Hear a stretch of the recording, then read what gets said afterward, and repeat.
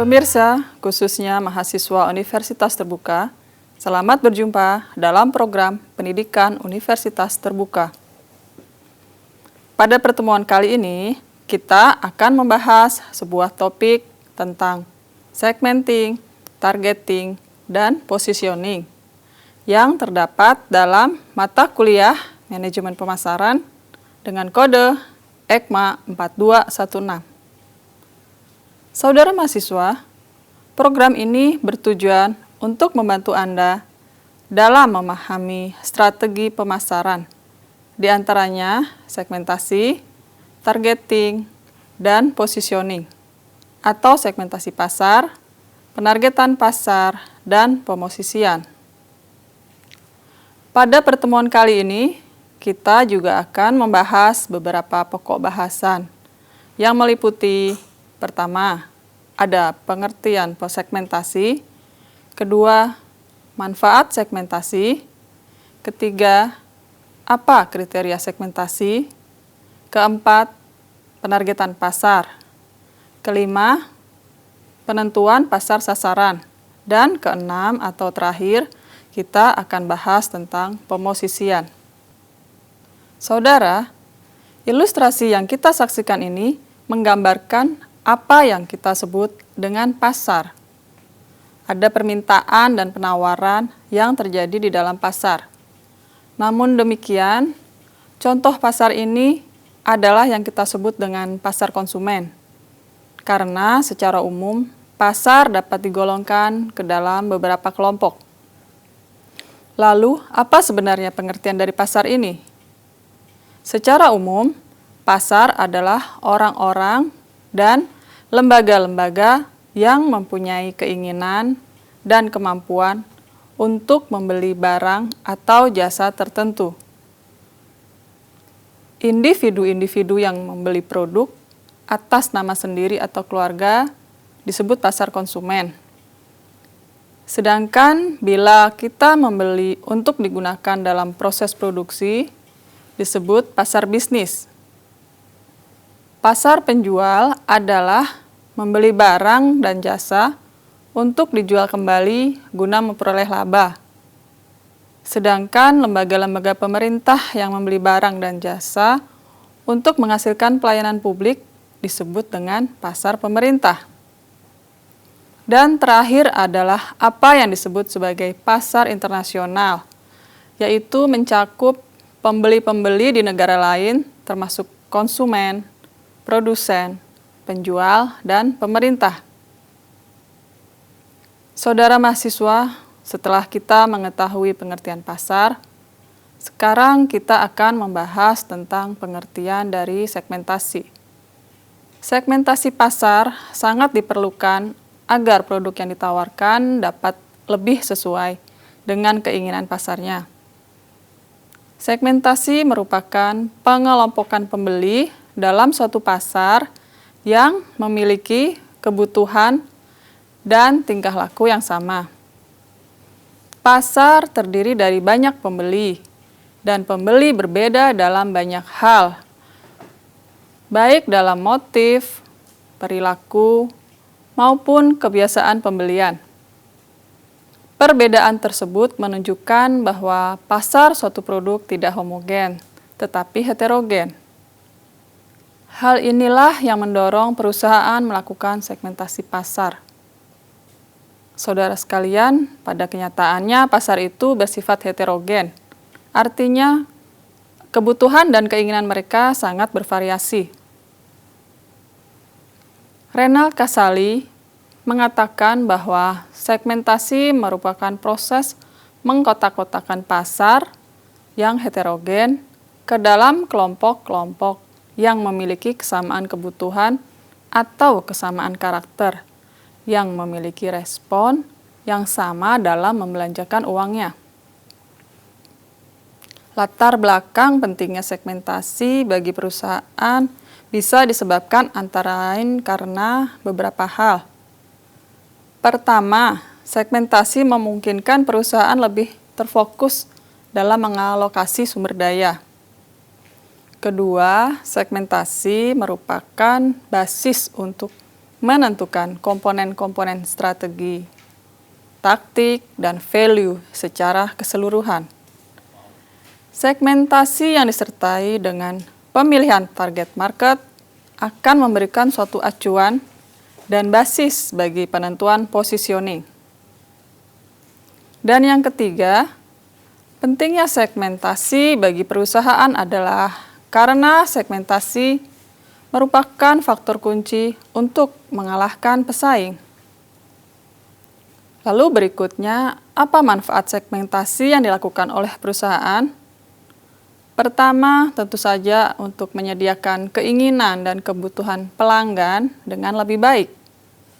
Produsen dapat memuaskan keinginannya dan kebutuhan pelanggan yang bervariasi dengan menggunakan pola berbeda, insentif, dan kegiatan promosi yang berbeda pada setiap segmen yang dituju.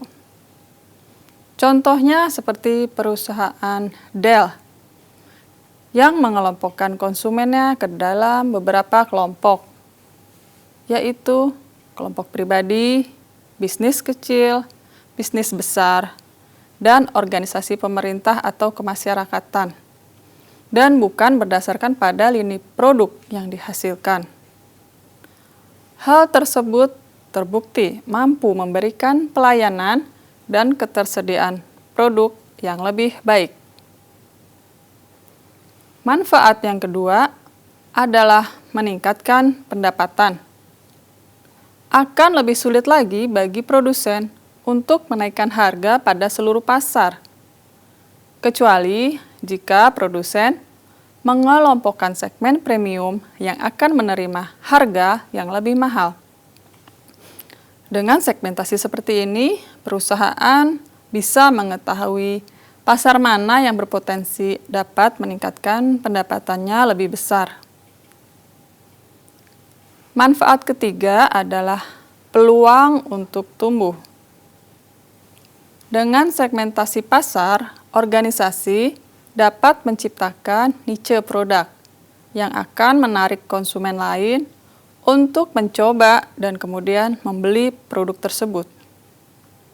Terdapat beberapa faktor yang dapat digunakan untuk mensegmentasikan pasar konsumen, yaitu diantaranya ada faktor geografis, faktor demografis, dan faktor psikografis. Segmentasi pasar berdasarkan faktor geografis adalah dengan membagi-bagi pasar ke dalam unit-unit geografis, seperti wilayah, kota, desa, dan iklim. Misalkan saja sepatu ski dipasarkan pada wilayah tertentu dan tidak akan dijual di wilayah tropis yang hanya mempunyai 2 musim saja. Yang kedua ada segmentasi pasar berdasarkan faktor demografis, yaitu memisahkan pasar ke dalam kelompok-kelompok yang didasarkan pada variabel umur, jenis kelamin, status, pendapatan, pekerjaan, pendidikan, agama, kewarganegaraan, dan kelompok umur. Contohnya adalah produsen susu formula yang membeda-bedakan produk berdasar usia. Antara lain susu misalnya untuk usia di bawah 1 tahun, 1-3 tahun, dan di atas 3 tahun. Berikutnya adalah segmentasi pasar berdasarkan faktor psikografi. Adalah membagi-bagi konsumen ke dalam kelompok-kelompok yang didasarkan menurut status sosial, gaya hidup, dan kepribadian. Contohnya adalah produsen kendaraan bermotor akan mendesain mobil untuk konsumen dengan bergaya sport misalnya untuk konsumen yang bergaya sportif, dan mobil sedan lux untuk konsumen yang menginginkan kesan eksklusif dan mengutamakan kenyamanan. Saudara mahasiswa, setelah perusahaan atau produsen memilih dan menentukan segmen pasar mana yang akan dimasukinya. Strategi selanjutnya adalah menentukan target pasar atau pasar sasaran. Secara umum, definisi dari targeting adalah proses memilih target market yang tepat bagi produk dan jasa perusahaan. Menurut Philip Kotler tahun 2003 di dalam bukunya yaitu Rethinking Marketing mendefinisikan bahwa targeting adalah strategi mengalokasikan sumber daya perusahaan secara efektif. Ada 3 strategi umum dalam menyeleksi pasar sasarannya, yaitu pertama, mass market strategy atau strategi penetapan sasaran yang sama. Kedua, niche market strategy, strategi penetapan ceruk pasar. Dan ketiga, concentrate marketing atau growth marketing strategy, yaitu strategi penetapan sasaran yang terkonsentrasi. Saudara mahasiswa, di dalam strategi yang pertama, penetapan sasaran yang sama atau mass market strategy, ada 2 pendekatan yang digunakan, yaitu undifferentiated marketing dan differentiated marketing. Contoh dari undifferentiated marketing adalah produk minuman yang berupa satu produk dipasarkan kepada semua orang. Jadi tidak memperhatikan perbedaan setiap segmen yang ada, serta mendesain produk tunggal dan menetapkan program pemasaran yang akan melayani semua kelompok pasar tersebut. Pendekatan kedua dalam strategi pemasaran massa, yaitu membagi produk dan program pemasaran untuk segmen yang berbeda-beda, atau disebut juga dengan differentiated marketing. Sebagai contoh adalah sebuah produk minuman penyegar dalam botolan yang juga mengemas produknya menjadi saset atau kaleng, sehingga penjualannya akan meningkat. Strategi ini dilakukan dengan menargetkan upaya pemasaran pada satu atau lebih segmen. Adapun tujuan strategi ini adalah menghindari pesaing langsung yang berada di segmen yang besar. Misalkan, pendirian supermarket dengan skala kecil di wilayah perumahan penduduk atau komplek. Strategi pertumbuhan pasar ini diterapkan oleh perusahaan kecil untuk menghindari konfrontasi langsung dengan perusahaan besar. Biasanya produsen ingin memperkenalkan produk barunya dan keistimewaannya kepada sasaran atau target pasarnya. Saudara mahasiswa, segmentasi pasar pasti berkaitan dengan pemosisian produk. Karena perusahaan perlu mempertimbangkan apakah posisi produknya itu perlu diubah atau tidak. Segmentasi, targeting, dan positioning disingkat dengan STP, merupakan satu kesatuan yang saling berhubungan. Positioning menyangkut bagaimana membangun kepercayaan, keyakinan, dan kompetensi bagi pelanggan. Berdasarkan peta posisi atau positioning ini, maka harga-harga mobil akan berada pada posisi sebagai berikut. Misalnya mobil Ferrari berada di tingkat harga tinggi, disusul BMW, Mercury Cougar, Hyundai, Proton, dan Daewoo. Posisi ini tidak berlaku mutlak, tetapi tergantung pada persepsi konsumen tentang harga mobil menurut kemampuan dan daya beli mereka. Selanjutnya, bagaimana langkah-langkah yang dilakukan produsen untuk melakukan positioning ini? Pertama, perusahaan harus memposisikan produk ke dalam segmen tertentu. Kedua, memutuskan segmen yang akan menjadi pasar sasarannya. Langkah ketiga, mengetahui konsumen dalam pasar sasarannya.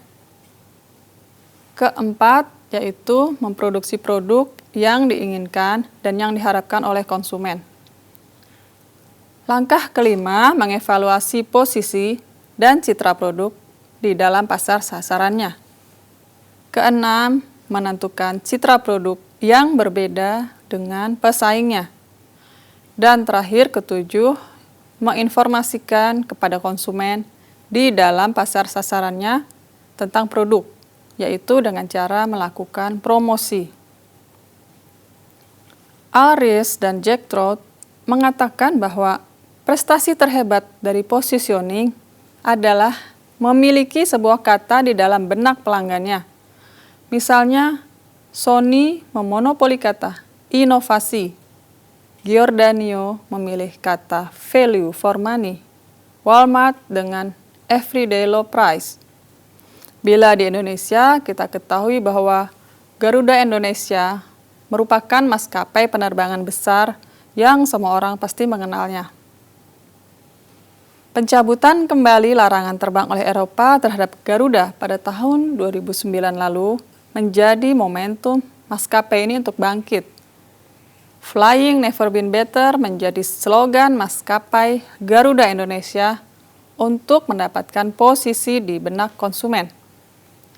Positioning pada dasarnya berhubungan dengan diferensiasi. Bila positioning tidak didukung dengan diferensiasi, dapat berakibat pada penurunan brand atau citra produk yang dijual. Sebaliknya, bila positioning didukung dengan diferensiasi, perusahaan akan membangun sebuah brand integrity yang kokoh. Bila posisi sebuah produk terancam gagal atau kurang berhasil, dan untuk mempertahankan pertumbuhan dalam pasar yang lamban, atau untuk memperbaiki posisi yang salah, maka diperlukan pemosisian kembali, disebut juga dengan repositioning. Menurut Lamb, Hare, dan McDaniel, repositioning adalah mengubah persepsi konsumen terhadap suatu merek dalam kaitannya dengan merek pesaing. Banyak pemasar yang mempertimbangkan brand repositioning ini sebagai respon dari perubahan selera konsumen, tekanan kompetisi, tekanan dari channel atau distribusi, dan lain-lain sebagainya. Nah, saudara mahasiswa, semoga apa yang kita bahas pada kesempatan kali ini dapat menambah pemahaman Anda tentang manajemen pemasaran, khususnya segmenting, targeting, dan positioning. Terima kasih atas perhatiannya. Selamat belajar dan sukses selalu menyertai Anda.